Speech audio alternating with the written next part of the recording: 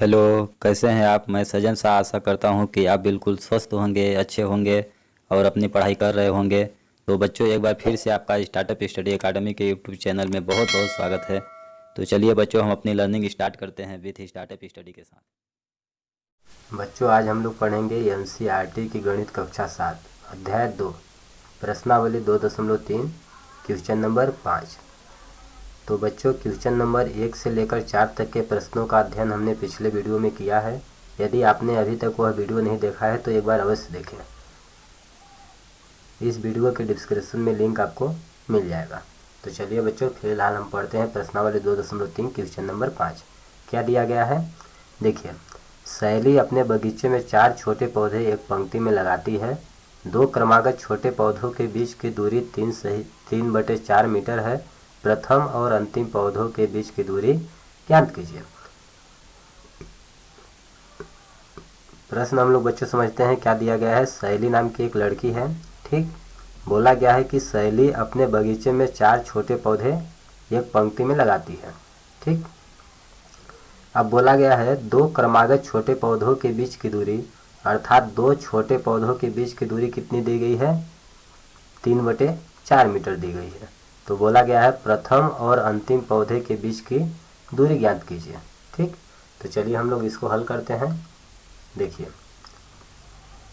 उत्तर हल में हम लोग कैसे लिख देंगे, माना हम मान लेंगे, माना 4 छोटे पौधे एक रेखा पर, देखिए एक रेखा पर ए बी सी और डी, ये क्या है, 4 छोटे पौधे हैं ए बी सी डी। इस प्रकार है कि क्या बोला गया है कि 2 छोटे पौधों के बीच की दूरी कितना है, 3/4 मीटर। अर्थात ए एक पौधा है, बी पौधा है, सी पौधा है, डी पौधा है, हमने माना है। तो ए और बी पौधों के बीच की दूरी कितना है, 3/4 मीटर। बी और सी वाले पौधे के बीच की दूरी कितना है, 3/4 मीटर। सी और डी के पौधे के बीच की दूरी 3/4 मीटर है। इस प्रकार से ए बी बराबर बी सी बराबर सी डी बराबर 3/4 मीटर, सबका मान 3/4 मीटर है, यहाँ पे हमने लिख दिया। अब हम लिख देंगे इसलिए प्रथम एवं अंतिम पेड़ के बीच की दूरी, प्रथम और अंतिम पौधे के बीच की दूरी क्या हो जाएगी, ए से लेकर डी तक के, प्रथम पौधा क्या है, ए है, अंतिम पौधा क्या है, डी है। तो ए से लेकर डी तक के बीच की हमें दूरी ज्ञात करनी है। तो इसके लिए क्या करेंगे, हम इनको आपस में जोड़ देंगे, ए बी के बीच की दूरी, बी सी के बीच की दूरी और सी डी के बीच की दूरी हम आपस में जोड़ देंगे। तो क्या लिख देंगे, ए डी बराबर A B plus B C plus C D. तो चलिए ए से बी के बीच की दूरी कितना दी गई है, 3/4 मीटर, लिख देंगे 3/4 प्लस बी सी के बीच की दूरी 3/4 प्लस इसका भी मान दिया गया है 3/4। अब देखिए ये क्या है, भिन्नों का जोड़ आ गया। तो हमने भिन्नों का जोड़ कैसे पढ़ा था, यदि समान भिन्न दी गई हो तो उन्हें आपस में जोड़ने के लिए हर वाली संख्या देखिए 4 4 4 समान है तो हम वही संख्या लिख देंगे, और जब हर वाली संख्या समान हो तो ऊपर वाली संख्याओं को हम जोड़ देंगे। 3 + 3 + 3 हो जाएगा, 3 + 3 + 3। इस प्रकार से कितना आ गया, 3 6 9, 9 बटे कितना हो जाएगा, 4। और ये काहे में, ये क्या है, हमारी दूरी है, दूरी किस में दी गई है, मीटर में दी गई है, इसलिए हम इसको लिखेंगे मीटर, ठीक। अतः प्रथम और अंतिम पौधों के बीच की दूरी कितनी हो, हमें मिल गई 9/4 मीटर होगी। यह हो गया हमारा आंसर। एक देखिए बच्चों, एक और तरीका है, इसको हमने यहाँ पे जोड़ा और गुणा करके भी हम प्राप्त कर सकते हैं। ए डी बराबर क्या होगा, ए से लेकर डी तक के बीच की दूरी, यहाँ पे देखिए 3/4 3/4 3/4 कितनी बार है, 3 बार है। तब 3 बार क्या है, 3/4, हम लिख देंगे 3 × 3/4। अब इसको हल कर दीजिए, 3 में 3 का गुणा होगा, 3 × 9 हो गया, 9/4 मीटर। ये देखिए हमारा आंसर आ गया। तो इस तरह से भी आप यहाँ पे लिख सकते हैं, ए डी बराबर इस तरह से भी आप लिख सकते हैं, कोई दिक्कत नहीं। तो आई हो बच्चों, क्वेश्चन नंबर 5 समझ में आ गया होगा। चलिए अगला क्वेश्चन देखते हैं क्या दिया गया है। क्वेश्चन नंबर 6 देखिए बच्चों, क्वेश्चन नंबर 6 क्या दिया गया है। लिपिका एक पुस्तक को प्रतिदिन एक सही 3/4 घंटे पढ़ती है। वह संपूर्ण पुस्तक को 6 दिनों में पढ़ती है तो उस पुस्तक को पढ़ने में उसने कुल कितने समय लगाए।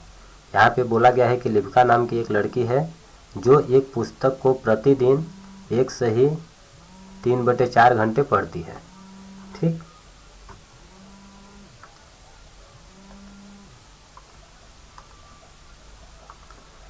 और आगे बोला गया है कि वह संपूर्ण पुस्तक को, पूरी पुस्तक को 6 दिनों में पढ़ती है तो बोला गया है उस पुस्तक को पढ़ने में कुल कितने समय लगेगी। पुस्तक को पढ़ने के लिए कुल कितने घंटे उसको लगेंगे। तो चलिए हम लोग हल करते हैं। ठीक, हम लोग लिखेंगे हल। ठीक, दिया है क्या हमें दिया है, लिपिका एक पुस्तक को प्रतिदिन इतना घंटे पढ़ती है। तो लिखेंगे लिपिका प्रतिदिन पढ़ती है, प्रतिदिन पढ़ती है। लिपिका प्रतिदिन कितना पढ़ती है, बराबर 1 सही 3/4 घंटे। तो ये क्या है, मिश्र भिन्न है। इसको हम विषम भिन्न में बदलने के लिए क्या करेंगे, 4 का 1 में गुणा करेंगे, 4 एकम 4। अब ऊपर वाली संख्या में जोड़ेंगे, इनका हम गुणा करेंगे फिर ऊपर वाली संख्या में जोड़ेंगे। तो 4 एकम 4, 3 कितना हुआ 7, 7 बटा क्या हो जाएगा 4 घंटे। ठीक, अर्थात लिपिका प्रत्येक दिन कितना प्रतिदिन पढ़ाई करती है, 7/4 घंटे पढ़ाई करती है। और क्या बोला गया है, और संपूर्ण पुस्तक को पढ़ती है। पूरी पुस्तक को कितना दिनों में पढ़ती है, 6 दिनों में। यह हमें दिया गया है कि पूरी पुस्तक को कितना दिनों में पढ़ती है, 6 दिनों में पढ़ती है। तो कुल कितना समय लगेगा पूरी पुस्तक को पढ़ने में। तो लिख देंगे हम अतः संपूर्ण पुस्तक को पढ़ने में समय लगेगा,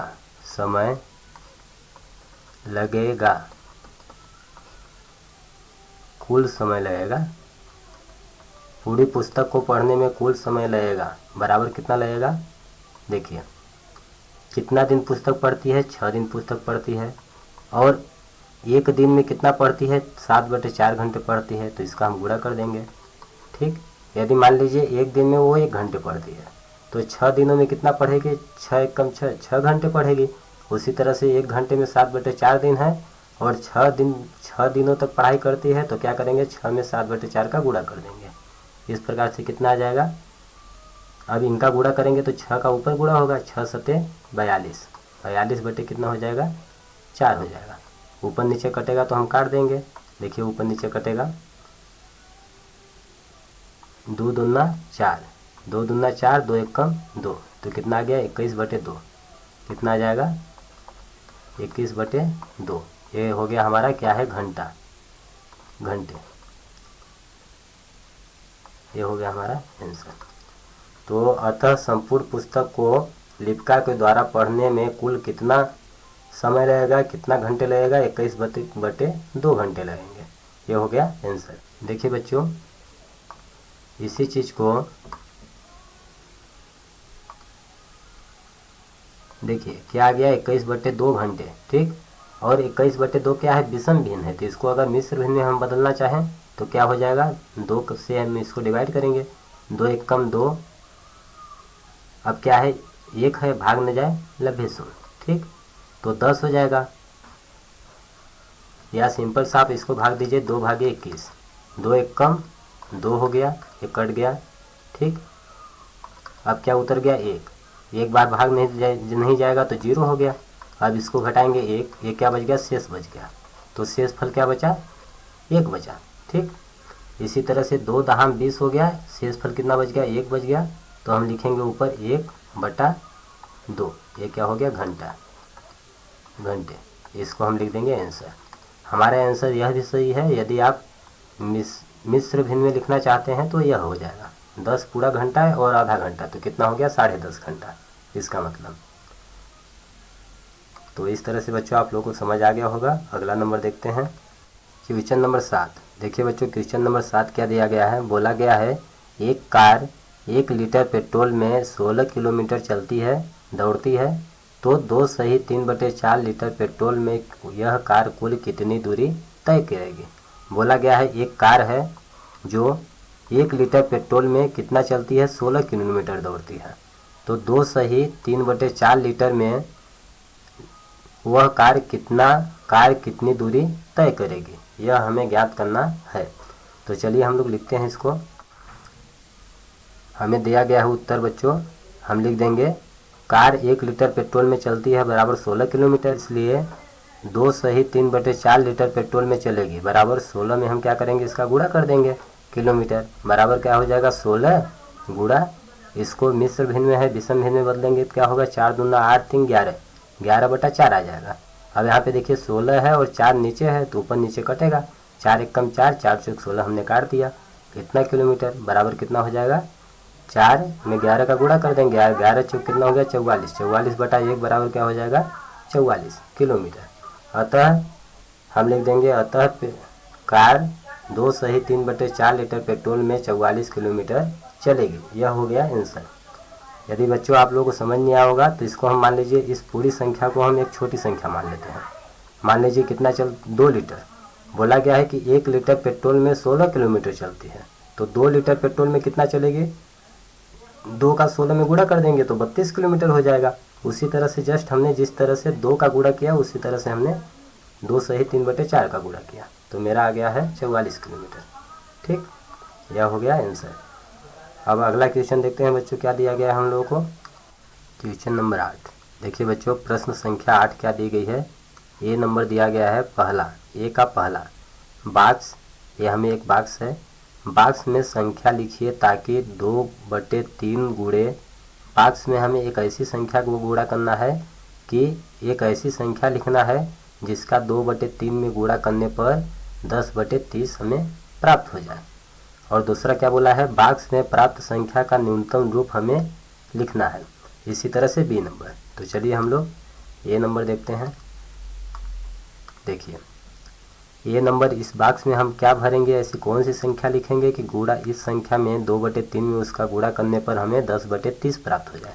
तो देखिए हम कैसे ज्ञात करेंगे, 2/3 गुणे बॉक्स दिया गया है, तो हम बॉक्स में मान लेते हैं क्या है, संख्या x है, बराबर क्या है 10/30। ठीक, अब देखिए यहाँ x के गुणा में क्या है 2/3 है, और हम जानते हैं बराबर के पहले वाले को क्या बोलते हैं LHS, अब बराबर के बाद वाले को क्या बोलते हैं RHS, अर्थात बायां साइड और दायां side, right hand side, left hand side इसको। अब देखिए हम जानते हैं कि एक पक्ष से दूसरे पक्ष में, यदि इस पक्ष में कोई संख्या गुणा में है तो इधर हम ले जाएंगे तो क्या हो जाएगा, भाग में होगा। ये चीज़ आप लोगों को पता होगा। ठीक, अब देखिए x के गुणा में क्या है 2/3 है, तो इस संख्या को, पूरी संख्या को हम इस साइड ले जाएंगे तो क्या हो जाएगा, यहाँ भाग में हो जाएगी। इस प्रकार से x बराबर क्या हो जाएगा मेरा 10/30 भाग में ये भाग में चला जाएगा इस साइड 2/3। अब बच्चों हमने पढ़ा था कि कोई संख्या भाग में हो, भिन्न भाग, दो भिन्नों का भाग कैसे करते हैं, इस भाग को हम गुणा में बदलेंगे तो ये संख्या भी बदल जाएगी, 2 नीचे चला जाएगा 3 ऊपर आ जाएगा, तो क्या हो जाएगा 3/2। अब देखिए ऊपर नीचे जो कट रहा हो हम काट देंगे, 3 1 कम 3, 3 दहाम 30, 2 1 कम 2, 2 पंचे 10, इस प्रकार से ऊपर का आया 5 1, अर्थात 5 1 कम 5, 5 1 कम 5, और नीचे क्या आया 10 1, 10 1 कम 10। तो हमें देखिए x का मान प्राप्त हो गया, अर्थात हमें यहाँ पे कौन सी संख्या लेनी है, ऐसी इस बॉक्स में क्या संख्या फिल करनी है, 5/10। ठीक, हम लोग बड़ा लिख देते हैं, इस बॉक्स में हम क्या संख्या फिल कर देते हैं, मान लीजिए 5/10। ठीक, अब देखिए हम जानते हैं दो भिन्नों का गुणा कैसे किया जाता है, ऊपर ऊपर का गुणा किया जाता है, नीचे नीचे का गुणा किया जाता है। तो 2 पंचे 10, ये देखिए मेरा 10 आ गया, 3 3 दहाम 30, ये देखिए बटे में 30 आ गया, अर्थात अभिष्ट संख्या मेरी क्या होगी 5/10 होगी। यहाँ पे क्या भरना पड़ेगा बॉक्स में हमें 5/10। ठीक, अब बोला है कि जो बॉक्स में संख्या है 5/10, 5/10 बॉक्स में प्राप्त संख्या का न्यूनतम रूप लिखिए। न्यूनतम रूप क्या होता है, अर्थात हमें ऊपर नीचे यदि कट रहा हो तो काटना है। देखिए इसको हम काटेंगे ऊपर से 5 एकम 5, 5 दूना 10। तो अब मान क्या प्राप्त हो गया हमें 1/2, अर्थात न्यूनतम रूप 5/10 का न्यूनतम रूप क्या है 1/2 है। यह हो गया हमारा आंसर। इसी तरह से हम दूसरा नंबर करेंगे। ठीक, ये आपका रफ कार्य है, ऐसे आपको फिल करना है। दूसरा नंबर क्या है, बॉक्स में संख्या लिखिए ताकि 3/5 का उस संख्या में गुणा करने पर 24/75 हमें प्राप्त हो जाए। तो कौन सी संख्या होगी, 3/5 गुणा बॉक्स में हम क्या मान लेते हैं x बराबर 24/75। तो x बराबर क्या हो जाएगा मेरा 24/75। अब ये गुणा में है, इस साइड इसको पक्षांतरण करेंगे तो किस में होगा, भाग में होगा 3/5। तो x बराबर मेरा क्या हो जाएगा 24/75 और भाग को हम गुणा में बदलेंगे तो इस साइड की संख्या भी बदल जाएगी, 5/3 हो जाएगा। इस तरह से अब ऊपर नीचे काटेंगे, 3 एकम 3, 3 अट्ठे 24, 5 एकम 5, यहाँ से देखिए 5 एकम 5, 2 बचा 25 हो गया, तो पचम 25। इस प्रकार से 5 एकम 5, 15 पचे 75 होता है। x बराबर हमें क्या मान प्राप्त हो गया 8/8 एकम 8 बटा 15 एकम 15, 8/15। तो हमें यहाँ पे कौन सी संख्या लेनी है 8/15 लेनी है। वह अभिष्ट संख्या क्या होगी 8/15। अब देखिए इनका हम चेक करते हैं गुणा करके, ऊपर का 8 त्रिक 24, देखिए हमें 24 प्राप्त हो गया। नीचे का गुणा करेंगे 15 पचे 75, देखिए 75 हमें प्राप्त हो गया। तो अभिष्ट संख्या बॉक्स में क्या आएगी 8/15 आएगी, 8/15। अब बोला गया है 8/15 में प्राप्त संख्या, बॉक्स में प्राप्त संख्या का न्यूनतम रूप लिखिए। तो न्यूनतम रूप इसका क्या होगा 8/15 का, देखिए 8 और 15 आपस में कट रही हैं किसी से, यदि 2 से हम 8 को काटेंगे तो 15 नहीं कटेगा 2 से, 3 से यदि हम 15 काटेंगे तो 3 से 8 नहीं कटेगा, अर्थात 8 और 15 एक दूसरे से नहीं कटेंगे। क्यों, क्योंकि 8 और 15 का महत्तम समापवर्तक 1 है। ठीक, ये आपस में नहीं कटेंगे, तो इनका न्यूनतम रूप क्या होगा 8/15 ही। यह संख्या अपने न्यूनतम रूप में है। तो इस तरह से बच्चों क्वेश्चन नंबर 8 आप लोगों को समझ में आ गया होगा। तो बच्चों हमें उम्मीद है कि इस वीडियो के सभी टॉपिक्स क्वेश्चंस आपको अच्छी तरह समझ में आ गए होंगे। अगर यह वीडियो आपको पसंद आया है तो वीडियो को लाइक करिए, चैनल को सब्सक्राइब करिए, अपने फ्रेंड्स के साथ शेयर करिए, और अगर आपको कहीं पर कुछ समझ नहीं आ रहा है तो आप नीचे कमेंट बॉक्स में लिखकर हमें अवश्य बताएं, हम आपके डाउट का रिप्लाई अवश्य देंगे। धन्यवाद दोस्तों, जय हिंद जय भारत।